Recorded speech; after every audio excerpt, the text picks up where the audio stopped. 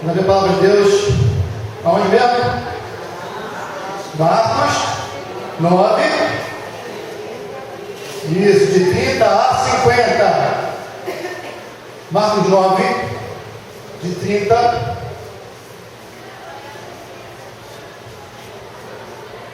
a 50.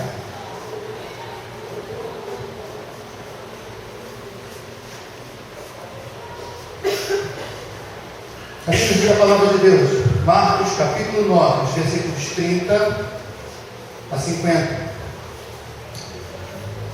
E tendo partido dali, passaram pela Galiléia, e não queria que ninguém o soubesse, porque ensinava aos seus discípulos e lhes dizia: o Filho do Homem será entregue nas mãos dos homens e o matarão, mas 3 dias depois da sua morte ressuscitará.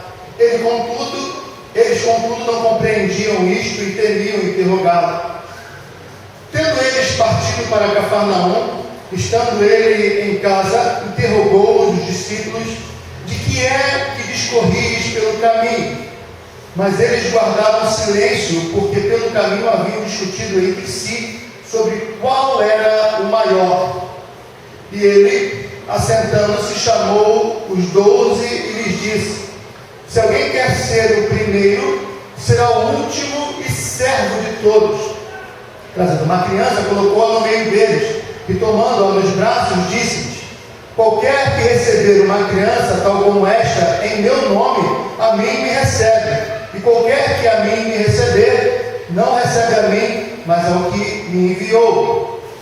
Disse-lhe João: mestre, vimos um homem que em teu nome expelia demônios, o qual não nos segue, e nós lhe proibimos, porque não seguia conosco. Mas Jesus respondeu: não me proibais, porque ninguém há que faça milagre em meu nome, e logo a seguir possa falar mal de mim. Pois quem não é contra mim, por nós. Quem não é contra nós, é por nós. Porquanto aquele que vos der de beber um copo d'água em meu nome, porque sois de Cristo, em verdade vos digo, e de modo algum perderá o seu galardão. E quem fizer tropeçar a um desses pequeninos crentes, melhor que fora que se pendurasse ao pescoço uma grande pedra de moinho e fosse lançado no mar. E se tua mão te faz tropeçar, corta, pois é melhor entrares malento na vida do que tendo as 2 mãos ires para o inferno, para o fogo inextinguível, onde não lhes morre o verme, nem o fogo se apaga. E se teu pé te faz tropeçar, corta. É melhor entrar na vida aleijado do que tendo os 2 pés seres lançado no inferno, onde não lhes morre o verme, nem o fogo se apaga. E se um de teus olhos te faz tropeçar, arranca. É melhor entrar no reino de Deus com um só dos seus olhos, do que tendo os 2 seres lançados no inferno, onde não lhes morre o verme, nem o fogo se apaga. Porque cada um será salgado com fogo. Bom é o sal, mas se o sal vier a se tornar insípido, como lhe restaurar o sabor? Tende sal em vós mesmos e paz uns com os outros. Bom, irmãos, nós falamos que o Senhor Jesus Cristo, nessa sessão, ele faz 3 declarações a respeito de sua morte. Nós vimos uma sessão inteira em que ele fez essa declaração, agora iniciamos uma nova sessão, em que ele anuncia novamente a sua morte. É logo no início do nosso texto, né? Tendo partido dali, eles passaram pela Galiléia e não queria que ninguém soubesse, porque ensinava aos seus discípulos e lhes dizia: o Filho do Homem será entregue nas mãos dos homens e o matarão, mas 3 dias depois de sua morte ressuscitará. Então ele faz mais uma vez o anúncio da sua morte. Mas é interessante que a arrumação do texto por parte do evangelista Marcos pressupõe que o evangelista deseja que nós, à luz dessa verdade, nós aprendamos como viver. Nós estamos aprendendo como carregar a cruz. E toda essa sessão, né, ela fala sobre isso, sobre o preço do discipulado, sobre carregar a cruz. E nós vimos que carregar a cruz implica nós negarmos a nós mesmos. Esse conceito ele continua, e o Senhor Jesus Cristo vai dar um novo ensinamento aqui. Porque o Evangelho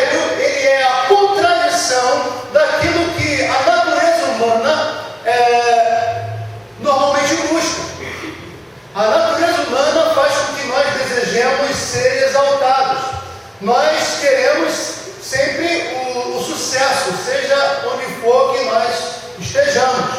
Às vezes, o sucesso que nós desejamos é algo tão forte que você prefere muitas vezes ser reconhecido pelas pessoas mais do que propriamente o dinheiro.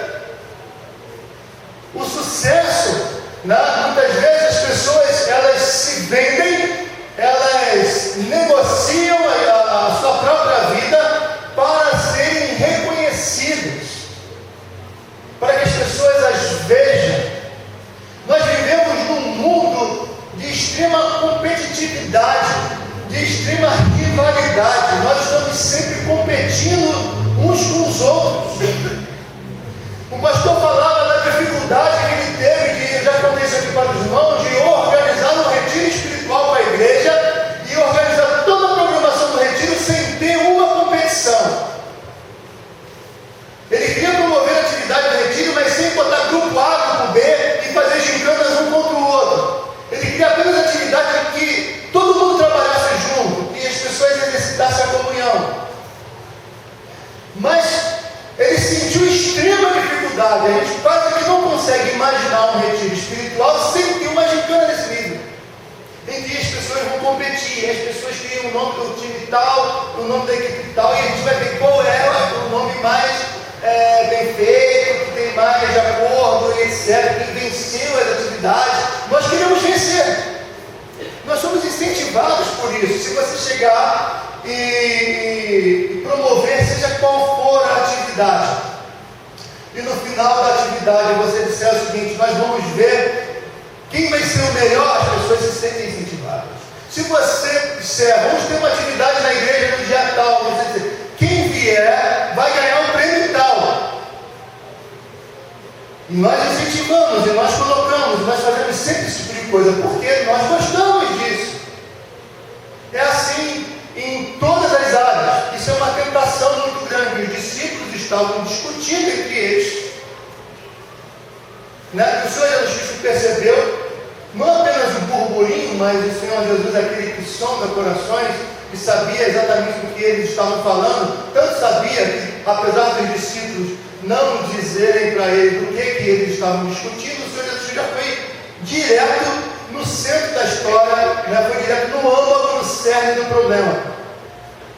Eles estavam discutindo quem era o maior. Quem era o maior? Se nós olharmos os outros evangelhos, Mateus e Lucas, vemos quem era o maior no reino. Nós vamos ver que essa discussão continua. O capítulo 10, nós vamos ver mais lá na frente, o Tiago e o outro discípulo estão lá querendo saber: Senhor, no dia do teu reino, que eu sente um à sua direita e o outro à esquerda, disputando, porque quem senta à direita e à esquerda, quer dizer, ao lado do rei, ao lado do soberano, é superior aos outros. Nós vivemos essa competitividade. A teologia que surge, que já surgiu há muito tempo, que está aí no meio da comunidade evangélica, é uma teologia que promove esse tipo de competição. Aquele que tem é o que tem fé. Aquele que não tem nada, não tem dinheiro, não tem saúde, ele não tem fé. Se eu vou disputar se eu tenho fé maior do que se eu estou rompendo em fé com o presbítero Vicente, não é através de obra, não é através de amor, é saber quem está melhor de vida. Esse é o contexto. Isso obviamente é um absurdo. A teologia é uma teologia hedonista. É uma teologia, por exemplo, em que o indivíduo prioriza o prazer. Então, nós queremos sempre competir, estar melhor do que os outros, melhor do que o irmão, vencer. Isso é na igreja, isso é na empresa, isso é com o vizinho. O vizinho pintou a casa de roxo. A minha casa não foi pintada, então vou lá pintar de roxo também. E ele tem competindo. Então vou pintar da cor da moda, fica melhor do que dele. E isso é extremamente prejudicial quando a gente trata, quando a gente quer realmente nos envolver com a vida proposta por Cristo para aqueles que pertencem ao reino de Deus. Eu li o texto até o versículo 50 porque essa mensagem é a linha de pensamento que vai até o versículo 50 e mais ainda, vai além. Toda essa sessão, até o capítulo 10, versículo 30, vai tratar disso. Quando falar sobre a questão do relacionamento do homem com a mulher, também é sobre essa linha de pensamento que nós estamos aprendendo agora com o Senhor Jesus, em que ele entra em casa. O Senhor Jesus Cristo fez ali o quartel-general dele em Cafarnaum, a casa dele, apesar de ter nascido em Belém, ter morado na França, em Nazaré, e depois ter morrido em Jerusalém, né? Mas o quartel-general de Jesus era Cafarnaum. Ele passou boa parte do seu ministério ali, né? E ele viajava nos outros locais e voltava e fazia sempre essa trilha. E ele agora estava em casa, chamou os discípulos, e o Senhor Jesus Cristo se sentou. E quando na cultura judaica, quando alguém senta, significa, né, a pessoa de autoridade, significa que ela vai ensinar. É o gesto rabínico, né? No Sermão do Monte, o Senhor Jesus Cristo, né, ele se assentou. Como se assentasse, as pessoas pararam para ouvir. Quando Jesus Cristo entrou na casa de Marta e Maria, ele estava sentado e Maria sentou-se aos pés dele, porque quando o mestre senta é porque ele vai ensinar e as pessoas têm que ouvir. Então ele se assentou e os discípulos pararam para ouvir. E ele saiu, né, a não ser que tivesse alguma criança dentro da casa dele, então provavelmente ele saiu, pegou uma criança e trouxe para dentro de casa. Colocou essa criança no colo e ensinou: qualquer que receber uma criança como esta, em meu nome, a mim me recebe. E qualquer que a mim me receber, não recebe a mim, mas ao que me enviou. Este é o ensino. Este é o centro da mensagem. É isso que deve delinear o nosso pensamento. O Senhor Jesus Cristo usou a criança para nos ensinar a respeito da fé. O Senhor Jesus Cristo usou a criança para nos ensinar a respeito da humildade. O Senhor Jesus Cristo usou a criança agora para nos ensinar esse respeito novamente. Muito bem.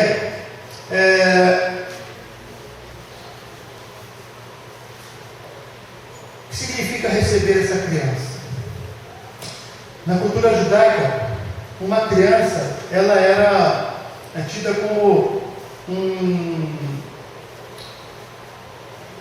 elas eram desprezadas. A criança, ela conseguia ser mais desprezada do que as mulheres adultas. E uma criança que fosse menina, então, as crianças na cultura grega eram consideradas obra inacabada.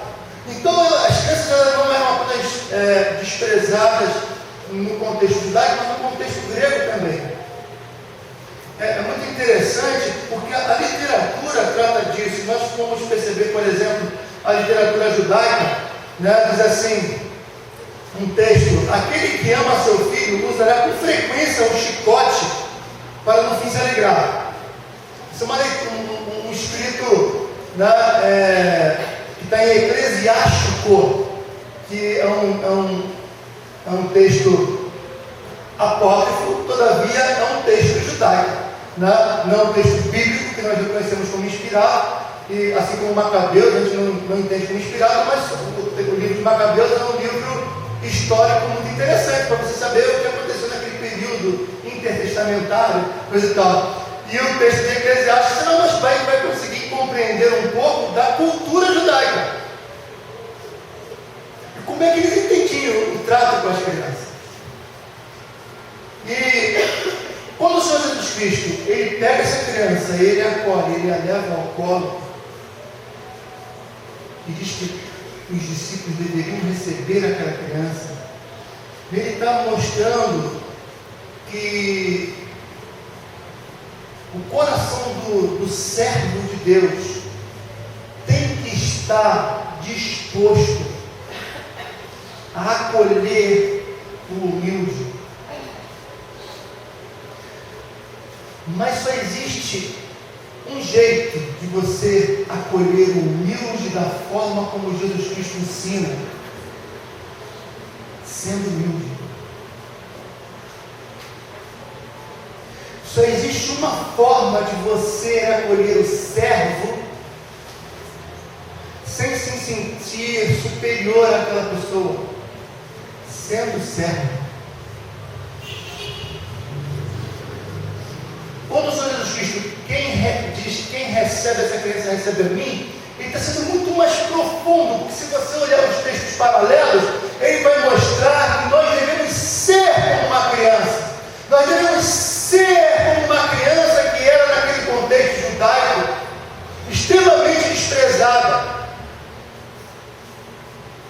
O Senhor Jesus Cristo, com isso, ele vai confirmar o ensino de que os discípulos não deveriam procurar os primeiros lugares à mesa. Pelo contrário, deveriam procurar os últimos lugares.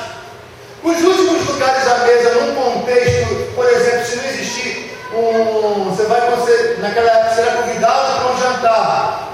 E as pessoas que estavam nos últimos lugares da mesa, se nesse local não tivesse um servo que servisse as pessoas, separado para isso, o último lugar da mesa, a pessoa do último lugar que deveria servir. O Senhor Jesus Cristo está dizendo o seguinte: o discípulo dele é aquele que busca o último lugar. Então, se ele está dizendo que é aquele que busca o último lugar, é aquele que acolhe a criança, é aquele que busca servir o próximo. Servir.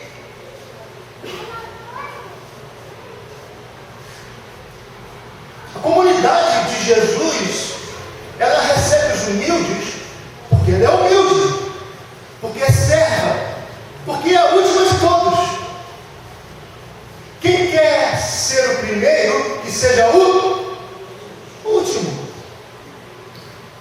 Depois ele vai dizer no outro contexto: os últimos serão os primeiros. Mas não no contexto terreno. Os últimos serão os primeiros no coração de Deus. Os últimos serão os primeiros no último dia, no reino eterno. Mas aqui no nosso contexto, os últimos são os últimos. Eu vou procurar o último, né?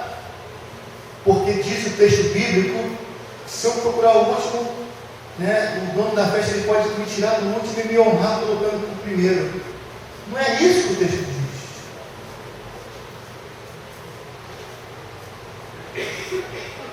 Isso pode acontecer, mas não é regra. Que quando se convidava as pessoas para uma festa, já se sabia quem ia ser o primeiro e quem ia ser o último.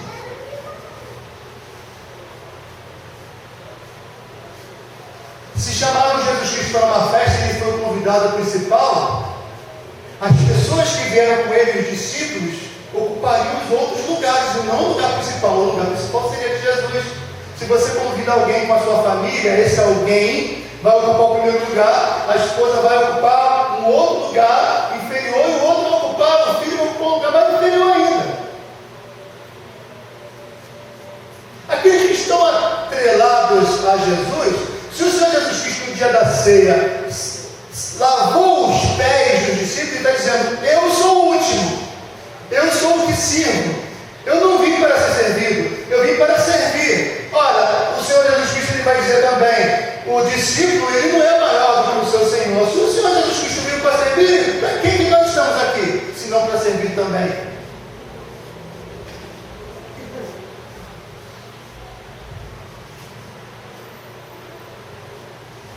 A comunidade de Jesus, ela não gera preconceito no contexto dela. Por que não pode gerar preconceito? Porque ela nunca vai se achar melhor do que os outros. A comunidade de Jesus, ela não faz separação, ela acolhe.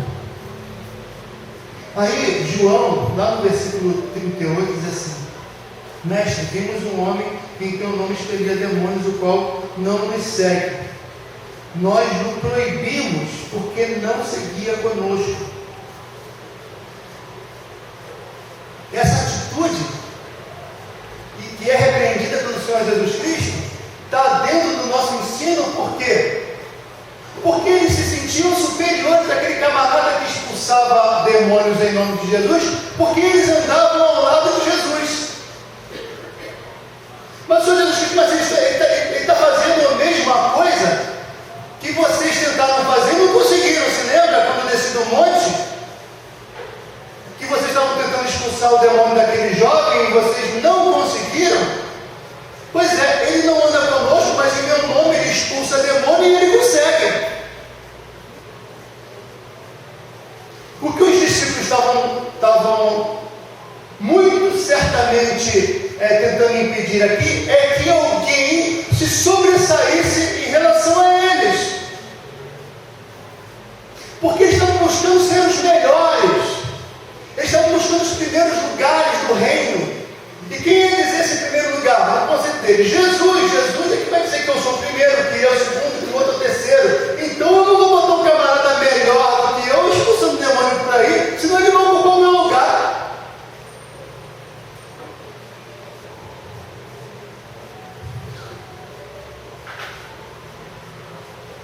Queridos irmãos, esse contexto, a falta de humildade impede que a nossa visão vá além das paredes denominacionais. Muitas vezes nós não conseguimos ver, segundo J.C. Ryle, que Deus, ele não age somente na sua denominação. Ele age em outras denominações também. Gente, tem crente pasme fora da igreja presbiteriana. Aí está todo mundo afirmando que sim, com certeza, mas no coração não. Nós entendemos igreja igual time de futebol. Não existe ninguém melhor do que o nosso, está caindo. Mas os outros são todos piores. A situação dos outros estarem na frente do meu time é uma questão temporária, entendeu? Foi apenas um erro de cálculos. Mas o normal, né? É assim, nós tratamos igreja, é igual nós tratamos time de futebol. Mas cores denominacionais, denominação é uma manifestação evangélica do século XVIII, surgida nos Estados Unidos, quando os Estados Unidos, na verdade a América, assim, houve a Revolução Americana, eles se independeram, e aí a Constituição dizia o seguinte: não haveria mais perseguição religiosa, e as denominações que governavam o Estado, por exemplo, se uma região era congregacional, ali não tinha mais nenhuma outra denominação. Não existia denominações, porque só existia uma na região. Mas com a Constituição, com a independência dos Estados Unidos, agora está proibido esse tipo de perseguição. E aí o camarada que quisesse montar uma igreja que não era congregacional, lá na Nova Inglaterra, onde todo mundo era congregacional, ele podia. Aí começa a surgir denominação convivendo com denominação. Essa história de ter igreja presbiteriana aqui, uma igreja batista logo ali, uma igreja universal logo ali, outra igreja logo aqui. Esse contexto é o contexto do século XVIII para cá. O Senhor Jesus nunca pretendeu isso. O reino do céu não será assim. E o Espírito Santo, ele não age assim. O Espírito Santo, ele age no seu povo. O seu povo está aqui, está ali, está acolá. Enquanto tem muita gente que não é salva em outras denominações, tem muita gente que não é salva por aqui também. A gente precisa parar com esse espírito de competitividade, porque esse espírito de competitividade denuncia a nossa falta de humildade. A nossa falta de humildade denuncia o desejo de não sermos servos.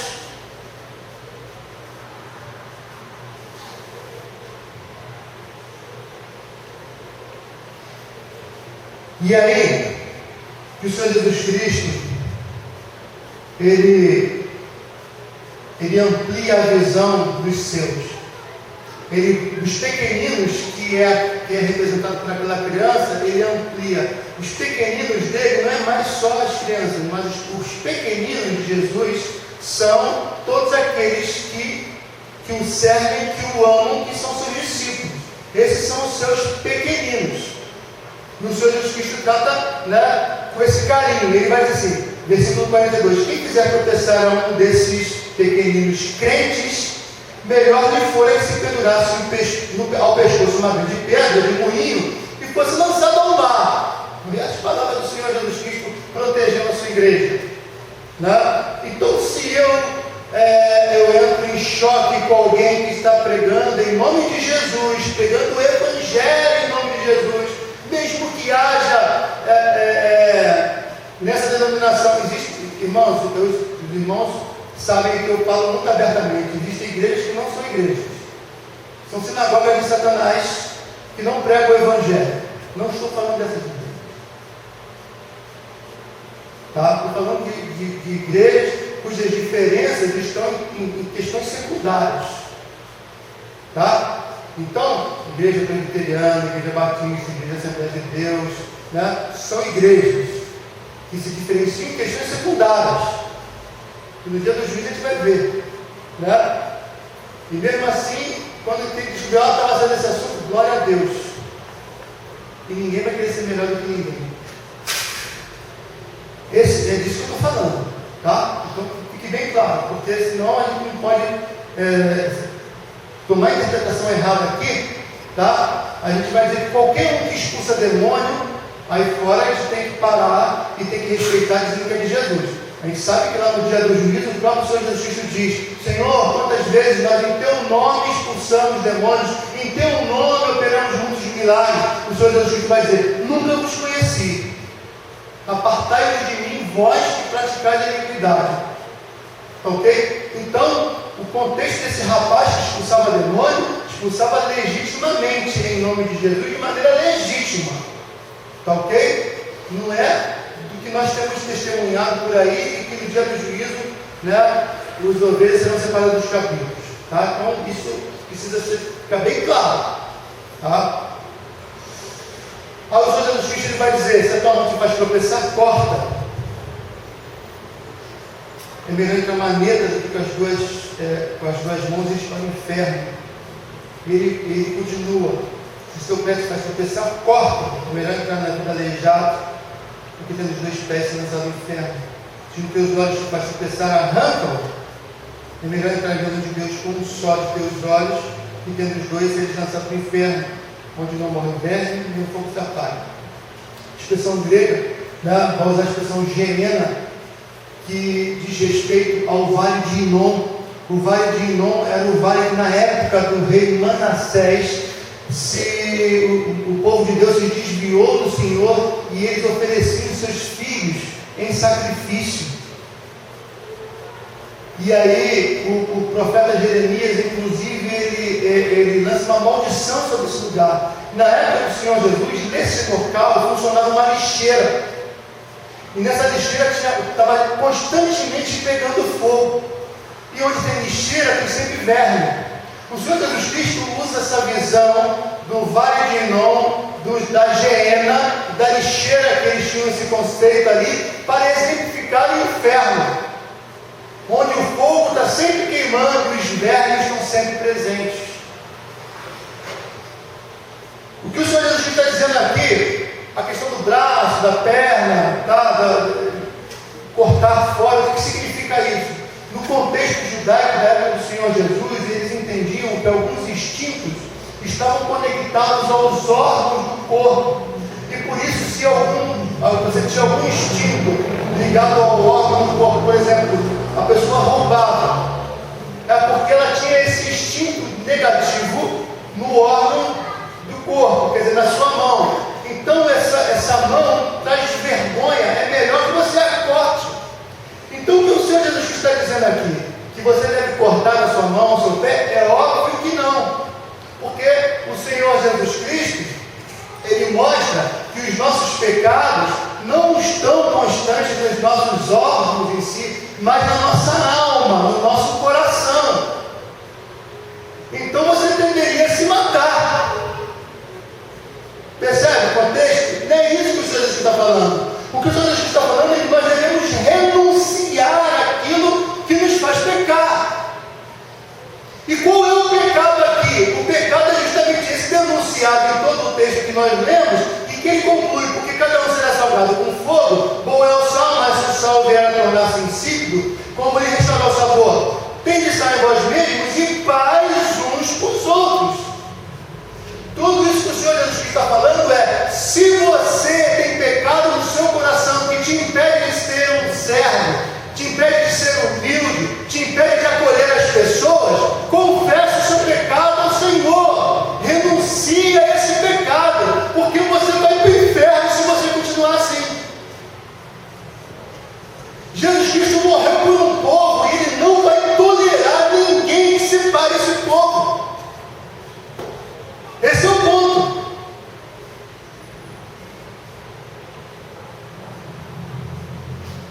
Ele não vai tolerar ninguém dentro da sua igreja que queira ser maior do que os outros. Ele não vai tolerar.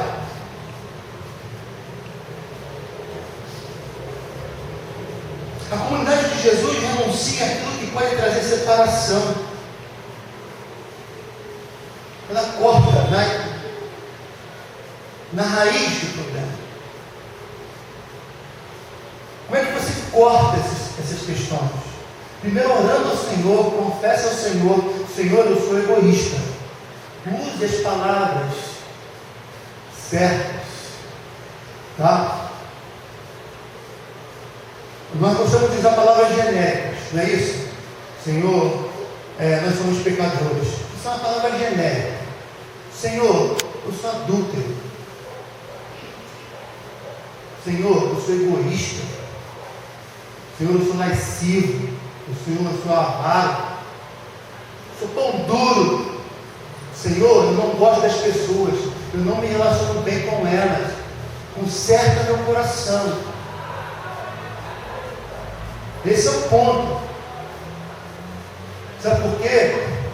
Porque se você não recebe essas pessoas, se você não recebe esses que são os pequeninos, pelos quais Cristo morreu, você não está recebendo ao próprio Cristo. Percebe a gravidade disso? E se você não recebe a Cristo, você não recebe aquele que enviou a Cristo. Então você está trilhando que caminho? Se não é o caminho da salvação.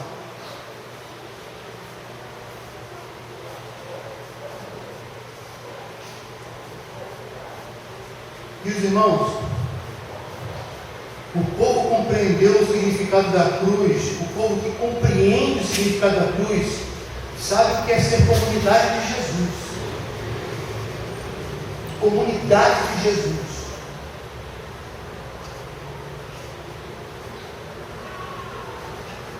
Muitas vezes, o doutor Eugene Peterson, ele diz o seguinte: eu não quero ser um pastor de igreja com mais de 300 membros. Ele é um pastor, aliás, acho que ele já está com muita idade, até que ele já deve ter aposentado.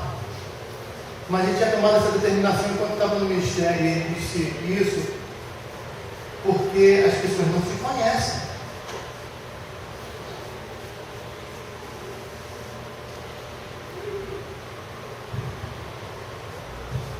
Mas pastor, a igreja pequena, quando a gente se conhece, a gente sabe os vícios das pessoas, a gente sabe os problemas das pessoas, a gente sabe que a pessoa tem certas características que eu não tolero.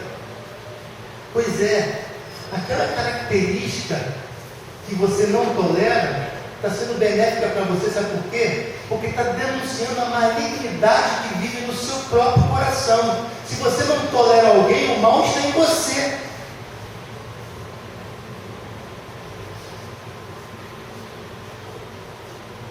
Mas Jesus Cristo, ele tinha o seu grupo, dentro dos discípulos, ele tinha pessoas mais chegadas. Pedro, Tiago e João eram discípulos mais chegados. De fato, tem pessoas, a gente se relaciona assim. Temos pessoas que são mais chegadas do que os outros. Mas Jesus Cristo morreu por todos eles. Ele deu a vida por todos eles. Quando ele se assentou para ensinar os seus discípulos, ele assentou os 12, não os 3. Quando ele partiu o pão, ele partiu para os 12, não partiu para os 3. E Judas estava lá, aquele que ele sabia que haveria de traí-lo.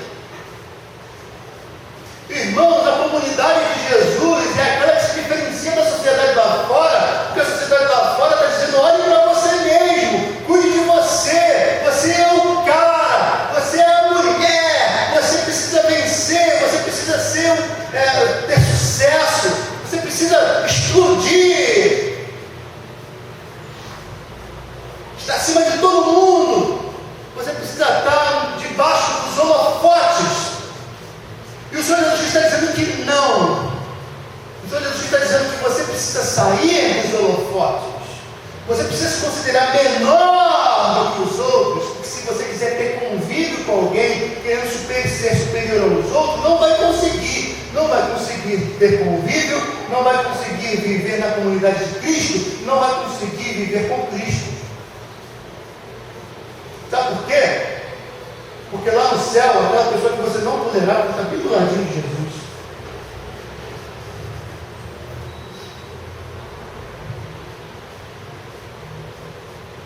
Eu queria que você pensasse nisso hoje. A proposta é o que você está disposto a fazer por essa comunidade, pela comunidade de Cristo. O que você está disposto a decepar? Isso aí é apenas um símbolo, tá? Cortar fora, renunciar, o que te afasta das pessoas.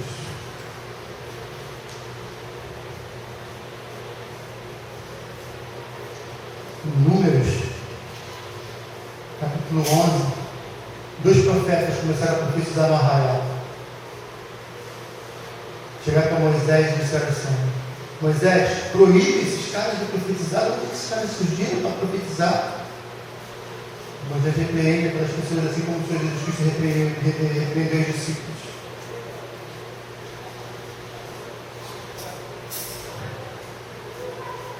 Não existe a possibilidade de você querer achar que ama alguém querendo ser superior a essa pessoa. Não existe você conseguir conviver numa comunidade você num espírito de competitividade, de rivalidade. Ou você se coloca nos últimos lugares, ou não tem lugar para você no reino. O único local para você no reino, para mim, é o último. O único. Porque foi esse local que Jesus escolheu. E você não é melhor do que Jesus. Porque no dia da glória de Jesus, a igreja que está com Ele, que seguiu o espaço dele, como Ele viveu aqui, será glorificada com Ele lá. E será exaltada lá.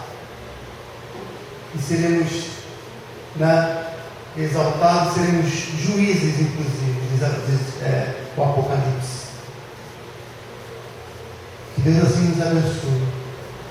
Que Deus nos ensine a renunciar àquilo que nos separa da comunidade de Campo Grande, das pessoas que congregam conosco, de irmãos de outras denominações, de pessoas que nós achamos que são chatas, mas que na verdade denunciam a nossa própria chatice, o nosso próprio pecado, o nosso próprio erro. Vamos orar. Senhor Deus e Pai, Deus Todo-Poderoso, que seria de nós, Senhor, pecadores, odiosos aos Seus olhos, Senhor, se Tu não descestes em Cristo Jesus a esse mundo, e se Cristo não morresse, Senhor, por pessoas que blasfemavam contra Ti.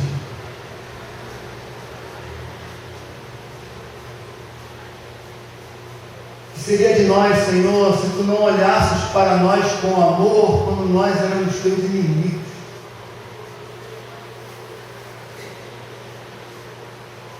Ó Deus, ensina-nos, Senhor, a viver o cristianismo que Tu nos ensinas na Tua palavra. Sabemos que só poderemos fazer isso se o Teu Espírito Santo nos dirigir. Sabemos, Senhor, que existem muitas armadilhas lá fora, e tudo que está lá fora, Senhor, aponta pelo lado contrário do Teu Evangelho. Mas é lá fora que nós devemos viver, é lá fora que nós devemos testemunhar. Por isso, Senhor, fortaleça os nossos corações, para que nós sejamos soldados Teus, humildes, Senhor. Que nós não queiramos ser generais, porque o general só existe um, Jesus. Ó Deus, que nós sejamos sempre soldados, Senhor. Que nós sejamos sempre, Senhor, aqueles que estão dispostos a estar na frente da batalha, aqueles que estão dispostos a servir. Ó Senhor, que nós sejamos pessoas dispostas a acolher, Senhor, os necessitados, a acolher, Senhor, as pessoas que o mundo despreza. Que nós estejamos dispostos, Senhor, a receber, Senhor, a nos reconciliar com pessoas que muitas vezes nós não conversávamos, Senhor, porque não gostávamos delas, Senhor. Livra-nos do nosso egoísmo, livra-nos, Senhor, da nossa pecaminosidade, livra-nos, Senhor, ó Deus, desse espírito de divisão, Senhor. Livra-nos para que possamos ser comunidade Tua, Senhor, para que possamos ser comunidade do Teu Santo Filho Jesus Cristo, para que nós possamos ser cada vez mais unidos, Senhor, e percebendo, Senhor, o Teu povo que está espalhado por esse mundo, Senhor, sem cores denominacionais, nós possamos ser grandes e promover um Evangelho verdadeiro, um Evangelho que salva, um Evangelho que acolhe, um Evangelho que tempera com sal. Nós clamamos pela Tua bênção sobre cada um que trouxeste aqui. Abençoa cada vida, cada família, em nome de Jesus.